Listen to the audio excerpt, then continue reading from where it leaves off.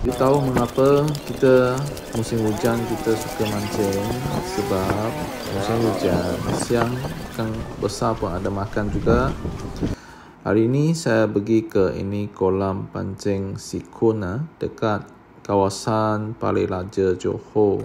Okey. Sini saya standby perisa banana oil 75 ml campur air 550 ml, satu beg 6363 pellet dikonjang rata. Lepas 2 ke 3 jam macam ni boleh diguna. Saya guna cara pelampung dulu.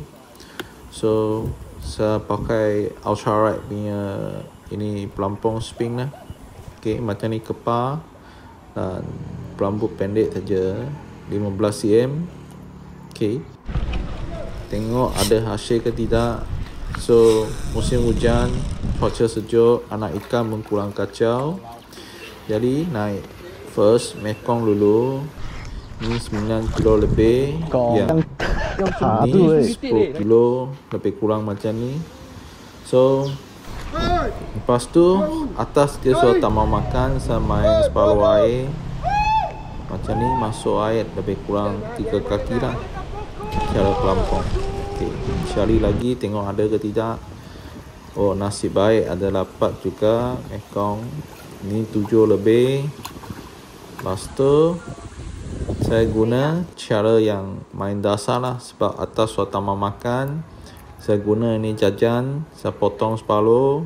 Atau biji kecil kita boleh cangkuk terus.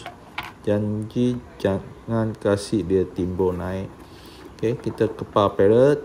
Okay, tekan kuat. Okay, macam ni. Tekan kuat-kuat. Lepas tu jangan biar lama sangat, kita baling terus. Jangan kasih dia kembang balik timbul. Okay, macam ni baru efek sikit dapat ikan. Kita tengok apa ikan hantam dulu dan caubaya. Lepas tu saya cuba lagi. Okay, ada makan. Saya menghelang ikan patin hari ni kurang ya. Tapi naik ada saiz, boleh hantar counter. Ikan patin sini 9 kilo ke atas sudah boleh hantar ke counter. Selamat mencuba.